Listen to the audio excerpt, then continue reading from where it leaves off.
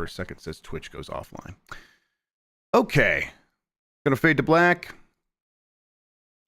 The interesting ready. We are gonna go live in 5, 4, 3. Yummy like a gummy bear.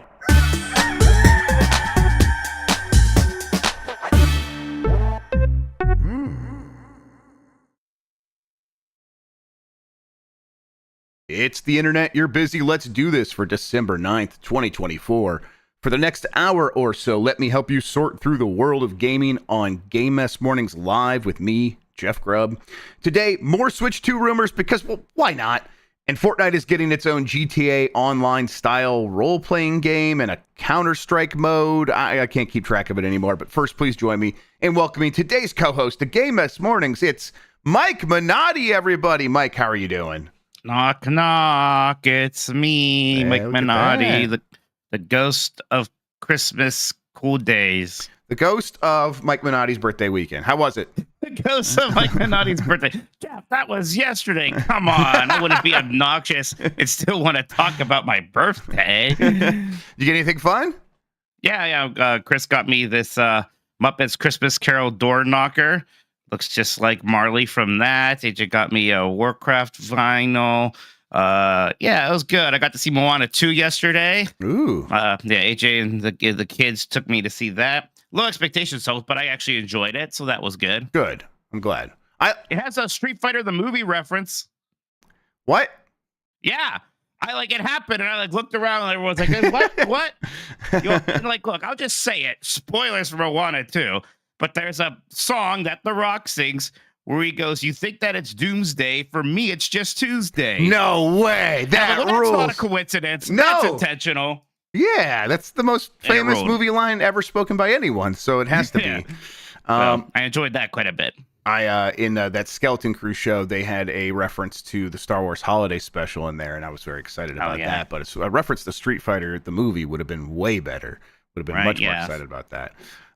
Anything else? You said went out to see Moana 2, hang out with friends, just had a good time. Yeah, our friends. My mom took me to Red Lobster, which was great. Enjoying that before they close forever, which might happen any moment. It'll get replaced with a Chi-Chi's apparently. Yeah, Chi-Chi's is back. Out with the old, in with the old. Yeah, it was fun. I sent that to our group Discord, and Dan doesn't know about Chi-Chi's. That surprised me. Surprised me too. I thought that was a pretty global chain, global, at least I know domestic. what you meant. Yep. You know what I mean? 'Cause, I'm a bad person, so I think that the U.S. is a big enough. Right.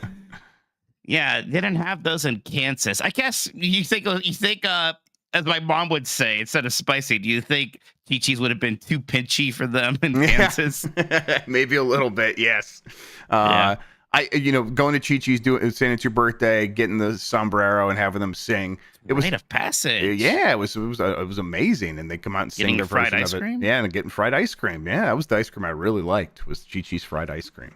Good time. Yeah, it's funny because I don't think that was in my very picky days. I don't think I ever ate a single piece of Mexican food at a Chi-Chi's. So I was getting their pretty bad cheeseburger and fries. The fries were pretty good. They were seasoned. Sure, yeah. That was good. Dan says maybe his dad just didn't have a coupon. Yeah, probably.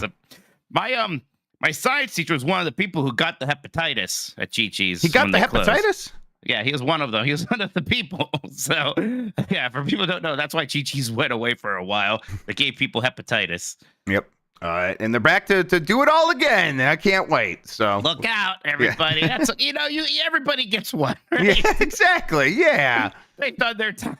They paid the crime. Exactly. They've been rehabilitated, I'm sure. Absolutely. Yeah, hopefully they're all around. So for my 40th birthday, we can go to a Chi-Chi's and I can get the giant sombrero and they could sing their own happy birthday song. Is it happy birthday from all of us to you? Or is that somebody else? That was someone. They had a very special Mexican flavored Chi-Chi's birthday song. Yeah, was it to the Mexican hat dance? Is that what they were doing? But in my head, what you were just singing is what they sing at Chi-Chi's. But I think you might be right that is not exactly how they sang it. So all right, so Dan created another giant emote of me as Batista. And it got spammed in chat for a while, soon before getting deleted. It just now, he also direct messaged it to me in case I didn't see. I suppose. Yes, very good, Dan. Yeah, Dan, we saw it. Don't worry.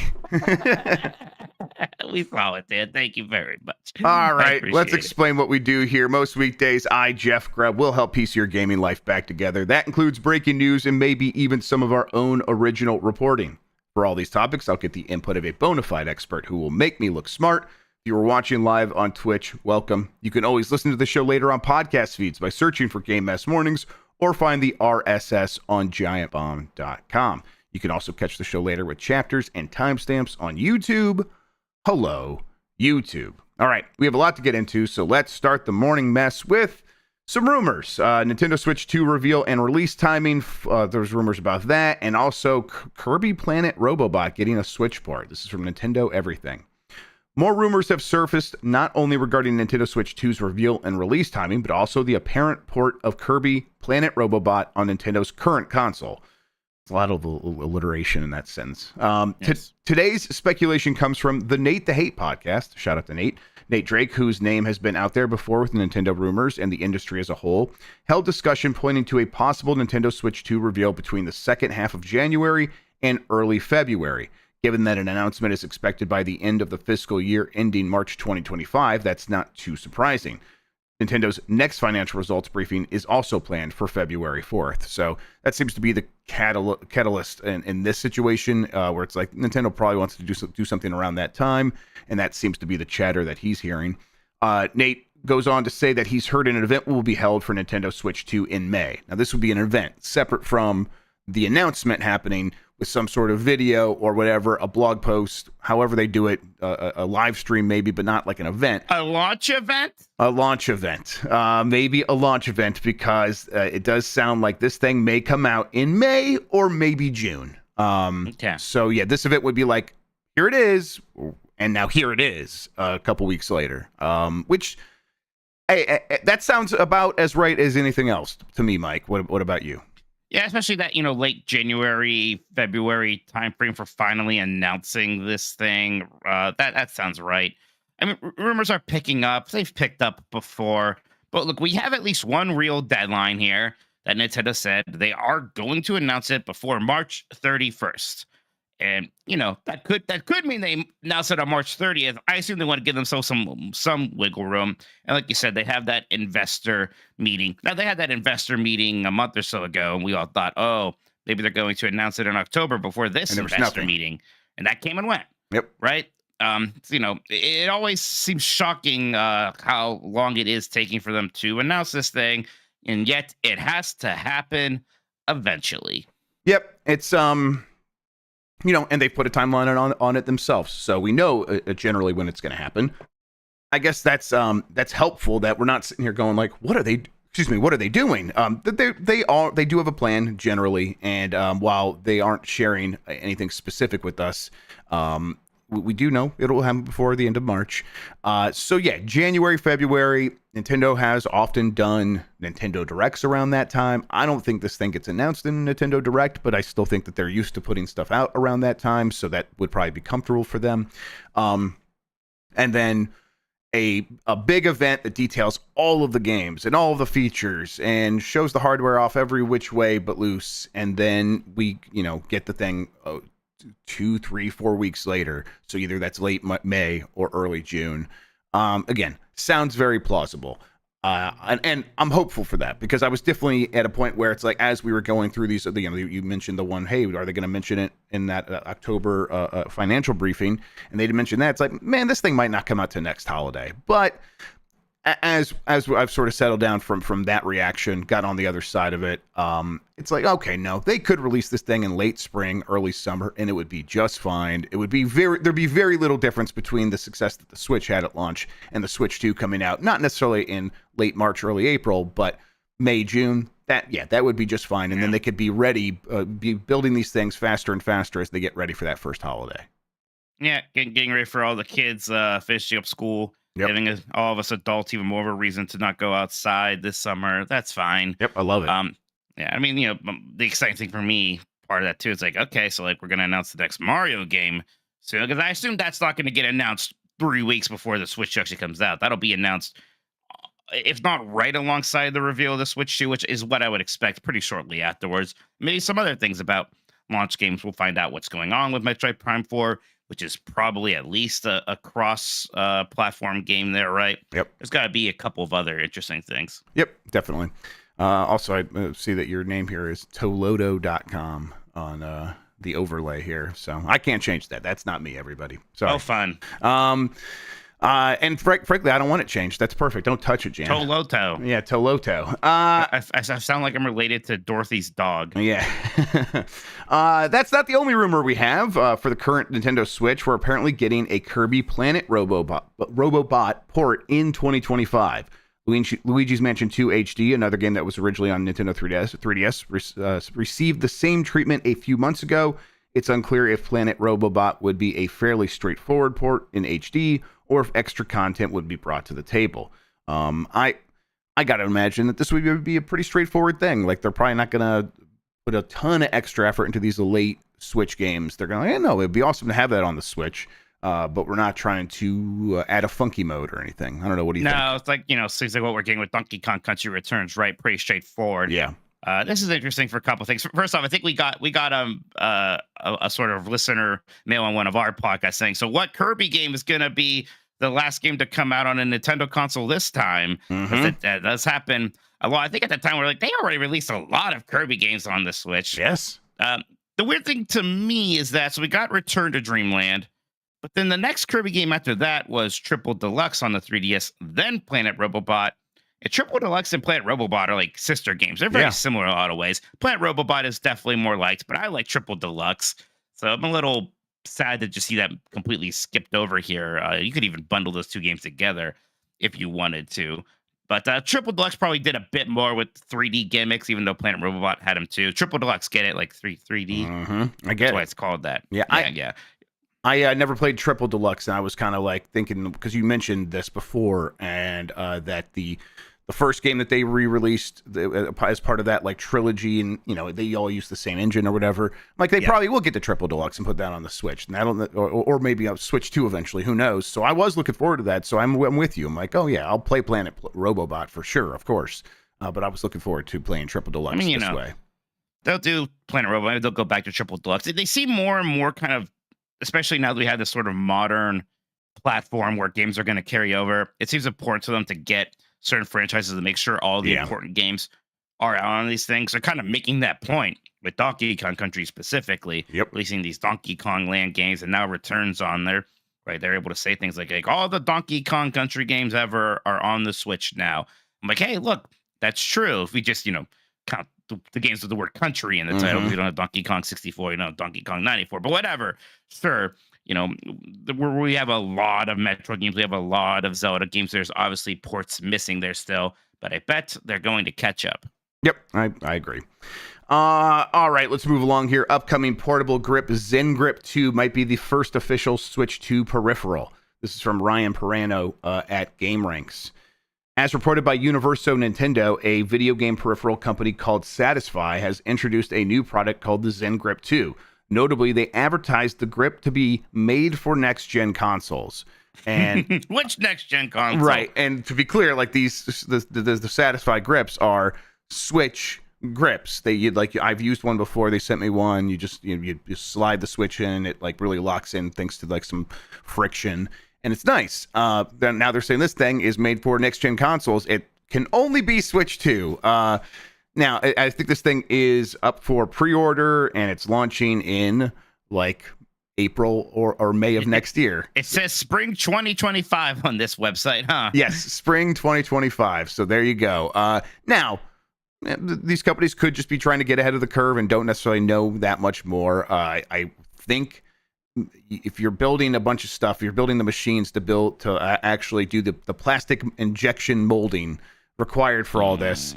You probably have some idea of what the device is going to be, like what the specifications are. If you don't even like have like a dummy one sitting there that you could test out, I guess it's possible that they're just going off on all the other Chinese manufacturers are operating on these assumptions, and let's just get in on that. That's possible, but I think it's more likely that Nintendo has provided some sort of insight to a lot of these companies. not deep insight, not, hey, here's what we're doing with the Switch, like Switch 2, like here's all the But here details. are dimensions. But here are dimensions, and here's a general timeline of when things could happen. Here's when it'd be good to have things ready by. I bet they might even have that. So, what else could this be, right? Yeah, I'm right. It's not like you can't just completely guess on this sort of thing, right? Right. It's going to have to fit the product there. And yeah, I mean, this is just nakedly that. It is already, a grip case for the Switch 2. It's kind of wild to see things like that before we've had an official reveal of the console here. But, and I get people who are like so tired of hearing about Switch 2 Sure. rumors. But, things are really ramping up now. And again, I don't think anyone's expecting it to be revealed in December. Like Nate the Hate was saying, like late January, maybe early February. But I get to be excited, Jeff. I am ready for my Switch. My Switch usage has fallen off a lot, especially the second half of this year. And I kind of miss it, right? Like I'm happy playing my ROG Ally and all that stuff. But I miss my Switch 2. I miss those quality Nintendo games, and all the thing really does need is an update, and I'm excited to see what that update is going to look like. Yeah, I'm with you. I'm feeling the same way. That's why, when I see little news stories like this, I hop on them. I include them. I do know a lot of people are, gobbling all this stuff up, but a lot of people do get sick of it. But when it comes to this, we do know, based on, well, I guess we don't know. The rumors are the Switch 2 will be slightly bigger than the Switch 1. So this thing wouldn't fit the Switch 1. So them announcing it's definitely just getting out ahead and trying to ride a wave as it begins to crest. So we'll see how that plays out. We will probably find out more early next year. Okay, how does Microsoft decide when Xbox games come to PlayStation? This is from Eddie McCoo at GameSpot. The newest big Xbox exclusive game, Indiana Jones and the Great Circle, is officially available for everyone today, December 9th. That is, if you own an Xbox or a PC or subscribe to Game Pass Ultimate. The adventure game doesn't come to PlayStation 5 until spring 2025. In a new interview, Xbox President of Game Content and Studios, Matt Booty, elaborated on Microsoft's decision-making process when it comes to bringing Xbox games to rival platforms. We are very much making the exclusivity and windowing decisions on a game-by-game basis, Booty told Variety, echoing comments he and other Xbox executives have made before. Booty went on to say that each of Microsoft's numerous studios are in a little bit of a different position, but he didn't elaborate about what this means as it relates to exclusivity. Beyond that, the decision on spacing when a game might come to a rival platform after Xbox needs to also factor in production timelines, Booty said. We want to make sure there's a great experience for our Xbox players, and then the gap between when it becomes available on PlayStation is as much a production decision as it is anything else. This is a game that was in production before we acquired Bethesda, even, Booty said. Microsoft announced it would acquire ZeniMax, blah, blah, blah, back in the day. Yeah, I mean, it is a lot of what we've heard before, but I guess part of me is like wondering, it's like, hey, you are doing the same song and dance here as you've been doing for a long time with this stuff. Has nothing changed, or like, is it really still game by game that they're making these decisions? And I suppose they could say yes, and it probably is technically true.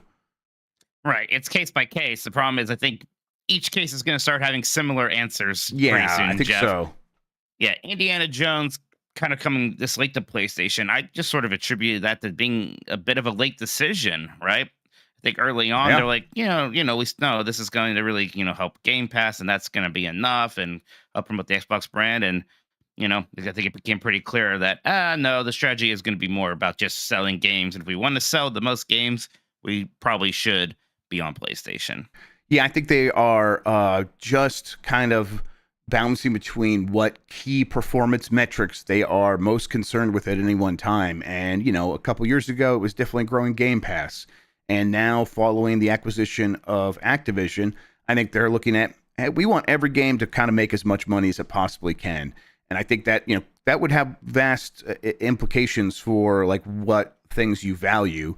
And I think at the same time, it's like, well, we do still value growing Game Pass and growing Xbox to a certain degree and keeping this fan base happy. So how can we play this out? And I think you end up in a situation like you're in with Indiana Jones, where it is, hey, let's release it on Xbox first. Let's have a small exclusivity window, then release it on PlayStation 5 pretty quickly after. That does give the team some time to make sure that the PlayStation 5 version is even better. And so they can have that ready to go for that even bigger audience. And in the meantime, we'll make as much money from this game as we possibly can. without like putting ourselves in a situation where we're trying to cram another version of it on launch day. So yeah, I could see how they're serving all these different masters and how those masters have changed over time. And I think you're right that as this stuff can like trends in this direction, it's just going to trend harder in this direction going forward, so that as they ask themselves these questions, the answer will be very similar each time. It's interesting watching the whole kind of, these services kind of lose favor, at least with the CEOs and investors, because when you first launch one, that's a big boost, right? Yep. The problem is it's disruptive. it's hard. Yeah. It's disruptive, but then it's hard for it to grow at a certain point, and you don't get spikes anymore, right? You don't get surprise major hit really, helped push us in this quarter. Like when I was watching Moana 2, I was thinking like, man, this movie's making, $1 billion, and it was just going to be a Disney Plus show. And sure, a lot of people would have watched it on Disney Plus, and I guess it would have been good for retention. It would have brought some people back, but it wouldn't have led to like this spike in pure revenue in the way that releasing it in theaters would. And it's the same thing with an Indiana Jones for them, I suppose, right? Like, yeah, it'd be good for Game Pass if it's, this Xbox exclusive. You know what's better than that? Just selling a lot of copies and making a lot of money. Yep. And I think they are just back to being like, we can't ignore that. I think for a while they had all these reasons why that wouldn't matter, and things changed, and now they very much matter again. Gotta say, I'm very much enjoying The Great Circle once again. Oh, good. Yes. Sorry, I joked about you not liking it to get people mad at you. Yeah, it's but fine. It was funny. Yeah, it does have a slow start, and I think the first couple of big areas, you really can get out of the pacing and just spend so much time there. And I think the things you're doing, going back and forth and just sort of checking a box, be like, all right, now I'm gonna go back here and check a different box, is very routine and rote.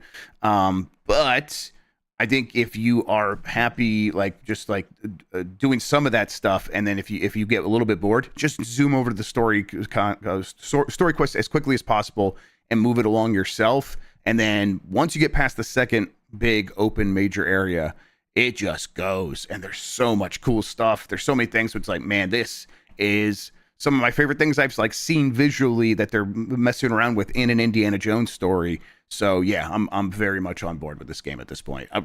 Still recognizing my early issues with the game, which haven't gone away. It's just like they've gone away in the parts of the game I'm playing, but I still feel those things about the early part of the game. Yeah, I'm looking forward to it. I'm gonna start playing it after we get through the Game Awards, things like that. Then I'm going to just sort of dive in there. I'm gonna stream it. We have a game club over at the Game Mess channel where we're all playing this one, so gonna delete a discussion on that eventually. But yeah, my brother started it last night, I think, and they seem very happy. Chris, big Indiana Jones fan. Chris really likes Indiana. He used to buy those weird books like Indiana Jones and the dinosaur egg and stuff like that. Ooh. So he's happy. That's all. I'm glad. I bet he was very excited about that intro, which is very, very cool. All right, let's take a quick break. When we come back, we will talk about Michel Ancel is out there speaking about Ubisoft, and Ubisoft's in a lot of trouble. We'll get into all of that right after this. Not Ubisoft.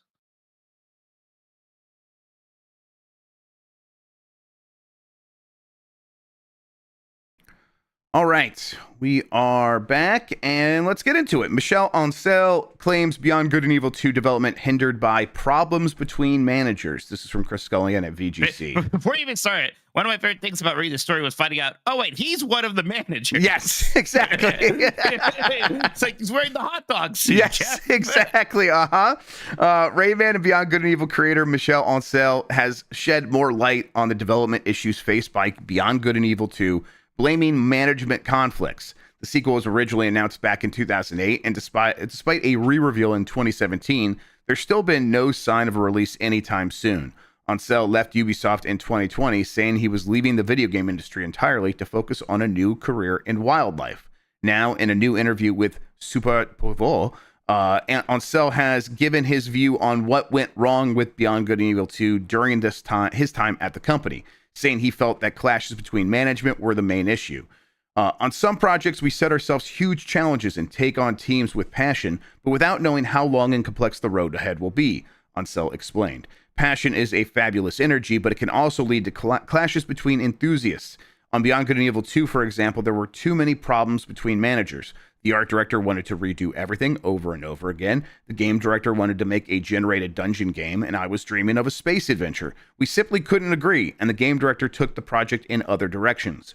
In this type of situation, the teams are thrown around and don't even know who's in charge and who's making the decisions. The producer is supposed to bring order to the situation, but that didn't happen. Yves Guillemot even had to go down to Montpellier to get things back on track, but that wasn't enough, and the game director continued in his stubbornness. I'm surprised to hear that Yves Guillemot couldn't solve something. That's just shocking to me. Yeah, he wasn't really able to bring them together. That's one strike for our boy. One strike, man. Oh man, that's weird. Yeah. Go ahead. I don't get it. Shouldn't Ansel should be the guy who has the final say, right? Like if he wants a space adventure and they heavily were promoting and marketing a space adventure, how is that not the game that they were making? Gosh, everything about Beyond Good and Evil 2 is just so freaking weird. Weirdest of all, the fact that it's still coming and they like heavily teased and promoted it in that recent Beyond Good and Evil remaster. Yep. Yeah, it's something that they have explicitly said is still coming. They're still working on it.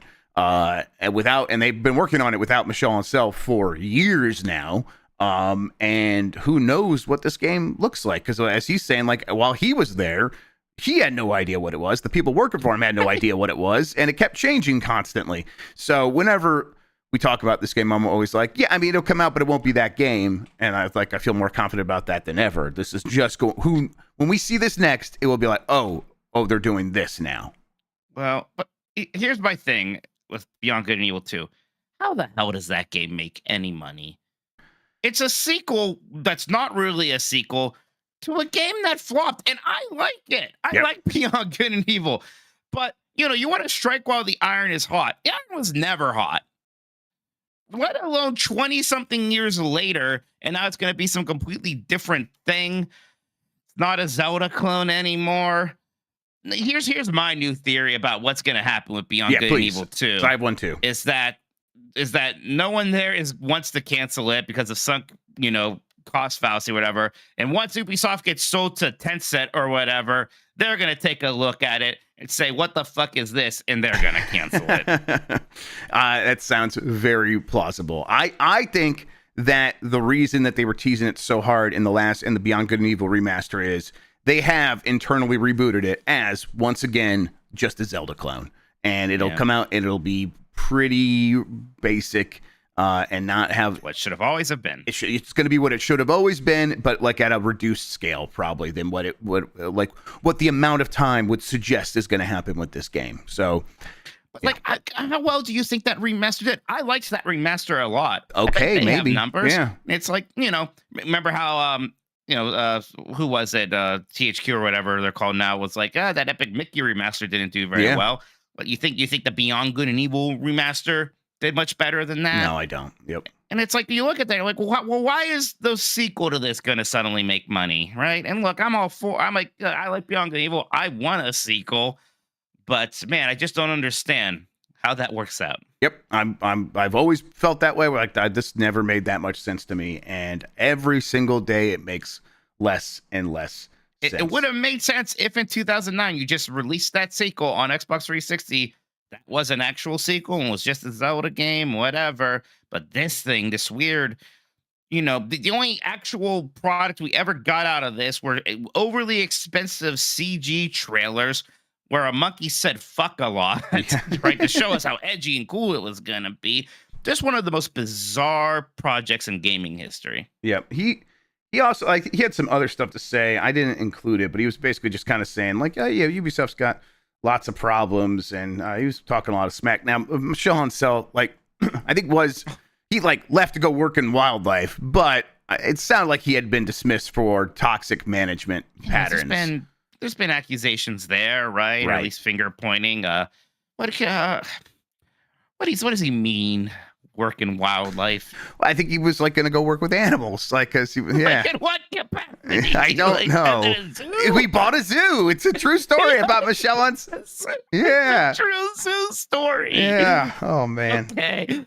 What a career shift. All right. Yep. I mean, hey, follow your passion, I guess. And well, the monkeys can't get mad when you're a toxic manager to them, or they can. They just can't tell anybody. So maybe No, that's... even there, he's still like, I'm not sure who's in charge here. I thought it was supposed to be me, but this person yells a lot, so I don't know. And I called down Yves, and he didn't fucking help. So Yeah, he just came in with his quiet voice and said some things about how we're a family, and then like left. we are all monkeys inside. Don't make me laugh at your please. I'll be problematic too. All right. Marvel Rivals gets 10 million players in the first 3 days. This is from Chris Scullion at VGC. Marvel Rivals has reached 10 million players in the first 3 days. NetEase has confirmed. The news was announced on the game's official Twitter account, where NetEase thanked players for reaching the 10 million player milestone in just 72 hours. Everyone's playing this game, huh? God, this popped off. Sounds like Path of Exile 2 also popping off pretty hard. So yeah, pretty good weekend here for these free-to-play games. Marvel Rivals, had that very successful open beta. I think that there are a lot of fans of hero shooters have been waiting for a new one that does just feel a lot like Overwatch, and this sure does feel a lot like Overwatch, sometimes shamelessly, but they're doing enough stuff here. I'm like this with Star Wars now too, as I say as I'm wearing this Darth Vader shirt, where it's like, if you ask me how I feel about Star Wars or Marvel now, I'm like, yeah, you got a Star Wars shirt too. Like, once like something comes out that is kind of good and fun, I'm like, oh, this stuff's neat. Oh, I get to play as Captain America. I like him. Right. And they have a big cast of characters in there right away. They got a good mix of the standards and cool interpretations of the standards. And then like some weird deep cuts people don't even know, like this land shark named Jeff. Yeah, Jeff the land shark, who's a healer, basically kind of a Moira thing going on there. But I'm like, oh, this is kind of a fun, cute looking character. So yeah, it's been good to play. Now, it's been a little unstable for me, which is probably related to the 10 million players. It was like at 400,000 concurrents on Steam shortly after launching, right? So yeah, it's a big hit. I'm sure their servers are getting slammed. It'll be interesting to see if they can keep that momentum up here, right? Because I mean, hey, there was a time where Overwatch was the big thing world. It still makes money, but it's very different from that game of the year prestigious Overwatch and the Overwatch now that's doing an Avatar Last Airbender collaboration for skins. Right, exactly. Yeah, I mean, what do you think it takes to kind of, we say keep momentum. We're not talking about always having, 500,000 concurrent players, although some games do that, like 2 or 3 games do that. But like, how can it maintain around 80,000 concurrents going forward? Like, does it just always have to be dropping new characters, or what? Like, how, like what can it do different than what Overwatch did?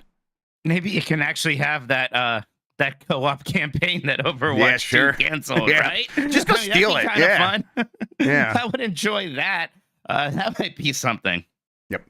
I have not touched it since I played it in the beta. I really enjoyed it in the beta, but I've seen some clips of people like Andy Cortez was just going on a killing spree in one match, and it was like he was like laughing, like cackling. I'm like, God, this game was fun. I should get back into it. So we'll try to make that happen when we get back from LA. Everybody, place them on the website. All right. Speaking of successful launches for big games, Path of Exile 2 sets new record with over 500,000 concurrent players. This is from Marcus Persson at Game Reactor.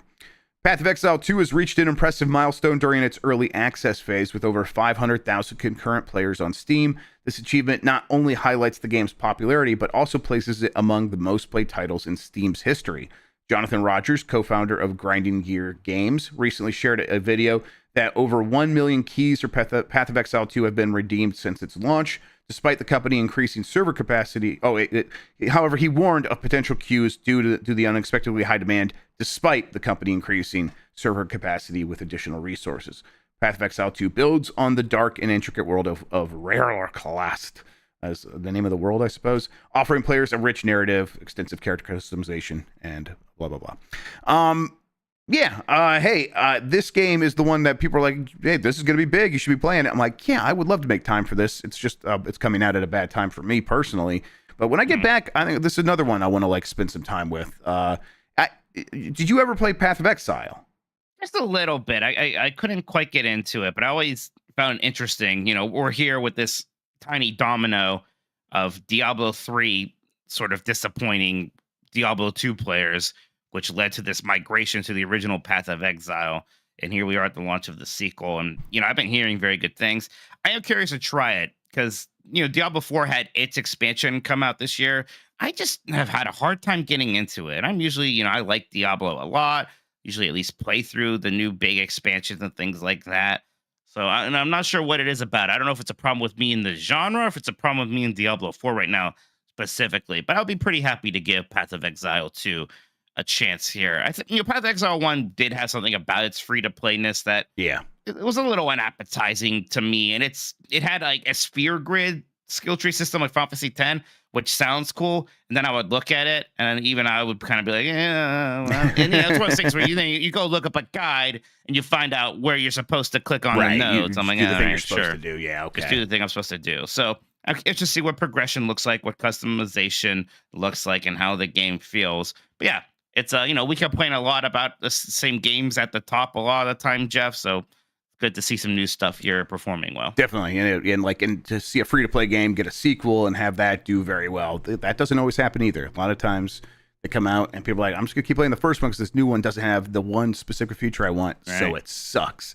It's definitely happened to some games, and this one seems to be skirting that at least. In the time you did play Path of Exile, do you remember what the monetization was like? Because I've heard people like it's free to play, and then I've heard some people go like, it's not really free to play. Like you can really spend a lot of money, and you probably should be. I don't know. I have no idea, no frame of reference. Yeah, I mean, I'm not an expert. My remembrance of Path of Exile 1 is just that it has, a lot of expansions and big story content drops, and you pay for those. Okay. And then I'm sure there's other things. I forget if it did straight up like, here's a level up potion to increase your EXP gains or things like that. Now it says you pay for more stash tabs, yeah, things like that. Like that's the thing that I'm gonna be like, but it could just as easily not be a problem. Mike is incorrect. No pay to win. Okay, well, it wasn't incorrect. I was saying I didn't know if there was that, to be clear. So yeah, no XP stuff at least. All right. Okay. Yeah, I mean, sounds like this game's going to make a lot of money. It's going to do very well. And I'm interested to try it myself. All right, let's get over to Fortnite, where a lot is happening. Fortnite goes first person with Ballistic, a tactical 5v5 shooter in early access starting December 11th. This comes from the Fortnite team's blog post. Welcome to Ballistic, a new first-person Fortnite experience launching in early access on December 11th with ranked plus unranked modes. Ballistic is an adrenaline-filled, round-based 5v5 competitive game mode where strategy, tactical teamwork, and individual prowess are essential for victory. You go round by round here, it says. You start with, you'll start the game with a Ranger pistol and 800 credits. In Ballistic, credits can be earned from scoring eliminations and planting the Rift Point device. It's Counter-Strike. Yes, exactly. Yeah. Oh my God, it's Counter-Strike. They are putting Counter-Strike in Fortnite. And it's like, on one hand, why not? And on the other hand, I'm like, I don't want every game to just be in Fortnite. I don't know why, but I do feel that way. The whole Fortnite as a platform for games things has been weird. It's funny how this is weirder than when they were just throwing in completely different things that had nothing to do with Fortnite. Like they put Guitar Hero in Fortnite. They put a racing game in Fortnite. They put that weird Lego survival game in Fortnite, and that was all strange. And that was just, here's Counter-Strike, but in Fortnite, and it's first person. Hey, look, Epic Games is making a first person shooter again. Yeah, I guess that's something. Right, there we go. Gosh, yeah, I'm curious to see because Counter-Strike 2 is already doing pretty well, and there's also Valorant doing very well, yes. Right. So it's Fortnite. So there's always a chance it pops off. But boy, that genre is already being served. We saw for how long the MOBA scene was just pretty much good with Dota 2 and League of Legends, right? And you would have some smaller hits here and there like Smites or things like that. But I don't know if Epic is hoping for a smaller hit here. Yep. It's like they're starting off with like this Skyline 10 map. It's got the spray painted B on the wall with an arrow pointing where to go. I mean, yeah, it is It is. That bee with the spray paint. Yes, Wow. exactly. I'm like, oh wow, yeah. I'm not someone who's played a million hours of Counter-Strike, but I see that I'm like, oh my god, my Counter-Strike alarm has gone off here. Yeah. Look, I think you're right. It's Fortnite, so there's a chance. I think there's probably more than just a chance, because it is Fortnite, and these modes are popular for a reason. Like Counter-Strike is always, around 1 million concurrent players or something like that. It hovers up and down, but very frequently a lot of people playing that game. Valorant, probably very similar. I think that there probably is a chance this game can take on some of that audience and then maybe introduce a Fortnite audience to this. But I think it will be the third wheel there in most situations. I'm curious to see what it actually plays like. But I don't know. Part of me is like, if I was going to do this, I would probably just want to go play some Valorant or Counter-Strike. But who knows? Who knows? Just, it's Epic Games. They had an opportunity here to be like, hey, we're going to make a new first-person competitive mode. It could have made a new arena shooter or something like that, and that would have been maybe a bit more interesting to me. But then again, I'm old. Yeah, I'm wondering, this is just going to be me having to get used to this, where it's like, instead of these companies that have the resources to make brand new games, they're just saying, hey, come back into our metaverse that we've built here, and here's the latest game where all your stuff that you purchase is going to carry out. Like, looking on paper, the reasons to do it in Fortnite are it's a lengthy list. There are so many reasons why this makes sense. It keeps people like bouncing between the other modes. It makes it so you don't have to build a whole new ecosystem and monetization scheme. All the stuff people are already buying, you just say, now you can use those V-Bucks over here as well. And when you buy something for the main mode, it will work over here. That's going to be very appealing to people. I'm at a point where I like it when something new, completely fresh, comes out from these companies, and it sounds like a company like Epic is just done doing that. So, hey, if I were in their situation, I'd probably make the same choice. As someone who's purchasing games or looking to spend time in games, I'm a little bit disappointed with this trend, personally. Right. It's funny, like the Epic Game Store didn't really pop off. Thought, what if just Fortnite is the store? Right? Yeah. That is just that's the launcher now. Gosh, yeah. It'll be interesting to see how this does, because I can see a world where it becomes the biggest thing, of course. Yeah, of course. And then you can see a world where it is ignored completely. Yep. All right, then more with Fortnite. Lego Fortnite is adding a new social role-play experience called Brick Life. This is from it's okay. There's a Jan note here that says this should have been called Bricked Up. Thank you so much, Jan. Thank you for making a bricked up joke before me. Yeah, this is from Tom Ivan at VGC. Lego Fortnite is introducing a new social role-play experience called Bricked Up. Launching on December 12th, it will let users explore a Lego city, build homes, socialize, and work different jobs.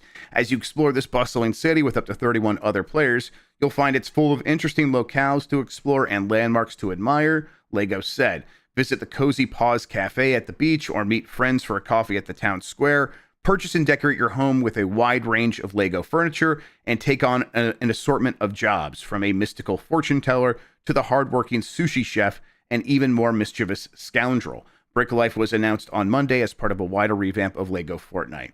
Starting on December 10th, Lego Fortnite will be its own category in Fortnite's Discover section, acting as a central destination for all Lego experiences. Okay. Yeah, so, I mean, this is GTA Online roleplay servers, right? That's what this sounds like. Yeah, and in some ways that seems more interesting to me than that survival game that they had. Yes, same. It's also like, yeah, because this has not been a space that's been super explored. Survival games, like, though, you get one of those in early access on Steam every week. So I wonder, is the audience that's watching a lot of GTA Online roleplay, they probably are pretty young. That probably is an audience that skews relatively young. And I mean, what's adjacent to that too is Roblox in right. a lot of ways. Yeah, good point. Yes, exactly. So I think maybe this could be a good way to sort of make that work inside of Fortnite. Part of me thinks that, like, the underlying sort of dirtbagness of the GTA world, where it enables people to like it's interesting in GTA Online to be a citizen that obeys the rules. That, because it's like all of these things are there for you to be like a bad person or to do crimes, and by ignoring that and role playing against the character that the game expects you to be, it creates these interesting dynamics. I'm I wonder if the same sort of sense, that same sense will happen in something like this, where it's like clearly built to be like, hey, you just go be a sushi chef. That's what the game was made to do. Because the roleplay stuff sort of just got glommed on top of GTA Online without any real input from Rockstar. So I just wonder if the role-playing community is going to adopt this, or maybe it's like it's going to be something different on its own, where it's like the role-play stuff is de-emphasized. I don't know. I don't know what to expect here. Yeah, you're right. I do wonder how much actual role playing will be going on here. If they want everybody to just be like that character from the Lego movie, right? Just kind of going around Lego World and being really happy about it. That might wear thin for people for a bit. Going into their sushi job, like doing a 9 to 5 every day, right? People want to rob banks and do other illicit activities. And look, some of that's gonna prop up here too, and it'll be interesting to see how they handle all that stuff. What's interesting here is just that, at least to me, Epic Games is in this position where they can just make so many bets like this. Like, why not make our own Counter-Strike? Yep. We can have our own GTA Online with Legos. Because if it hits, it hits. That's more money. It's great. If it fails, so fucking what? We still have Fortnite. Pay us. Exactly. Yeah, and it does feel like big bets. It feels like, hey, let's try something that, if it does work, could be huge in a whole other pillar alongside Fortnite. And if it doesn't work out, you're right. We still have Fortnite. I'm not someone that ever even checked out the Guitar Hero stuff or the kart racing game they put in there. That is based on Rocket League and things like that. And I've never played the Lego stuff inside of Fortnite. So as these things get announced, I'm like, yeah, maybe. And then when it's time to go play Fortnite, we just go play the base Fortnite. The battle royale game, but clearly they have a captive audience in a lot of ways. People who just experience games by going to play Fortnite with their friends and offering them more ways to expand on that and spend more money. That seems to be the strategy here, and I think things like this could have an exponential growth factor for them. But we'll see. Okay, last story here. Croc, Legends of the Gabos Remastered has been delayed. This is from Argonaut Games on Twitter. We have an important update regarding the release of the Croc Legend of the Gabos Remaster. After careful consideration, we have decided to push the launch into Q1 2025. This decision was not made lightly, but we believe that a little more time is needed to add the final touches to ensure the game meets the high standards that we aspire to and which you deserve. Listen, I like Croc, fine, but I mean, I don't. Yeah, look, high standards. Is like, look, they're Croc. Come on, man, this is fine. Just put it out. But whatever. I recognize maybe there's some other stuff going on there, bugs and things that they don't want to ruin the experience. Yeah, I want to play these games again, even if I'm like, yeah, on them. Any chance you try Croc again? I don't know. I mean, it's weird because like that was the tank control 3D platformer. It's like one of the things you think about 3D remaster or a remaster. It's like, oh, you're gonna add analog controls. Probably it's like, isn't that the point of Croc? Is that its tank control? So how are they handling that in this? Yeah. No, I don't care either way though. I'm not playing Croc. I don't know. It's a Croc. The one thing I like about Croc is the story about how it's supposed to be a Yoshi game. I think that's interesting. Yes, because Argonaut is a team that has relationships with Nintendo, and they've made.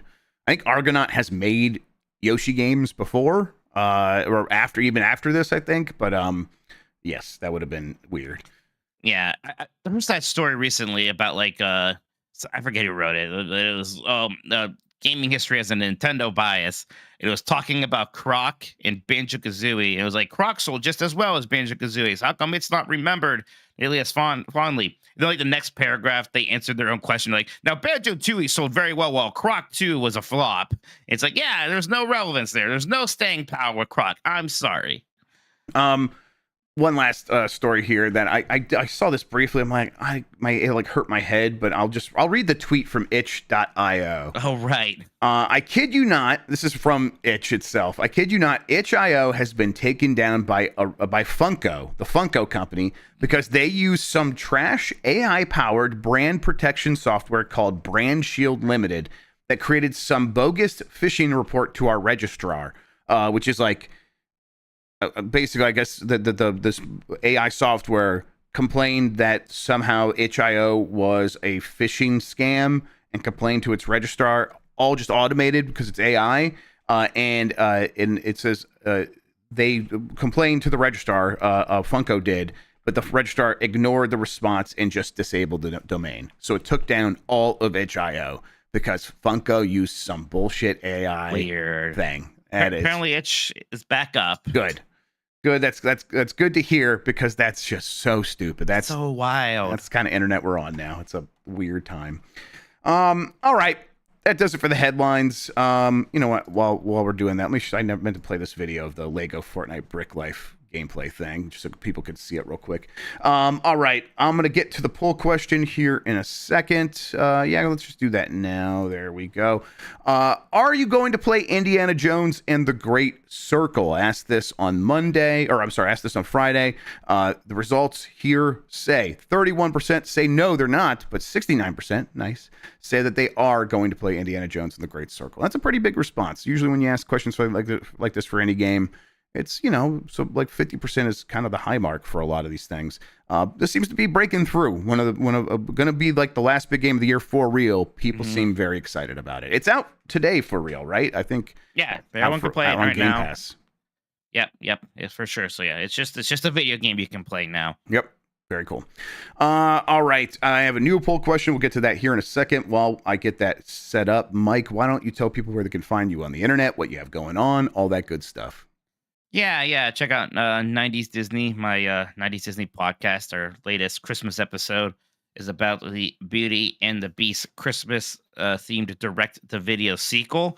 So who wouldn't want to learn more about that? Jeff and I do our own podcast, usually on Tuesday and Thursday, Less Than 10 Dogs and Game Us Decides. Not this week. We're going to be going to LA very soon here, Jeff. I leave tomorrow. So after this, I got to take Penny to boarding. I got to get some last minute things figured out. We might have one more podcast to record today ourselves. So, yep, going to be busy and then leaving tomorrow. And then you blink and that whole thing will be over. That's right. Looking forward to it. Looking out to get out to LA with everybody. Seeing all the crew and everybody. And yeah, we got a lot to do, but you're right. We'll blink and it'll be over. But everyone should tune in to GB at Night on Wednesday, starting at 5 p.m. Pacific time. That's 8 p.m. Eastern. We'll be going for quite some time after that. Gonna have a lot of people on the couch, a lot of familiar faces, a lot of new faces, some voice actors, some people nominated for Game Awards. It'll be a good time. Looking forward to it. Again, that's Wednesday. We'll be streaming it all the usual places. Okay, new poll question. Have you played Marvel Rivals? Yes or no? We'll get the results of that. We'll discuss it here on Game Mess Mornings on Giant Bomb at some point when we get back, probably next Monday. So looking forward to that. In the meantime, I would love to do more Game Mess Mornings when we're in LA. There's a possibility I might do one on Friday. No promises. I did. Oh, wow. Emma talked to me. She's like, "Do you want to do it from the studio?" I'm like, I could. Yeah, I could just do it from the studio. If we have other fires to put out, that might not happen. So again, no promises, but Friday morning looks like a time that we might be able to make it happen. So we'll see. I would love to talk to you all about what happened on the Game Awards and on Game Mess Mornings later this week. All right.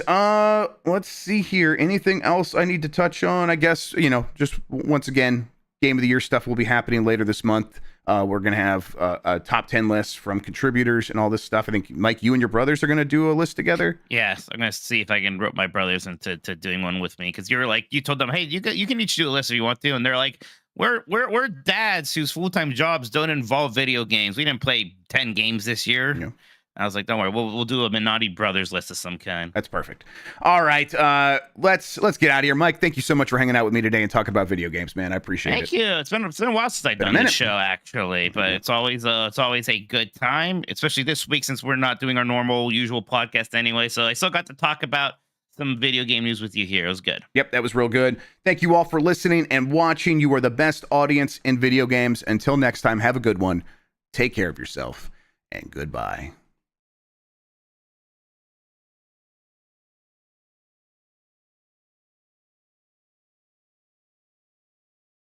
All right, we are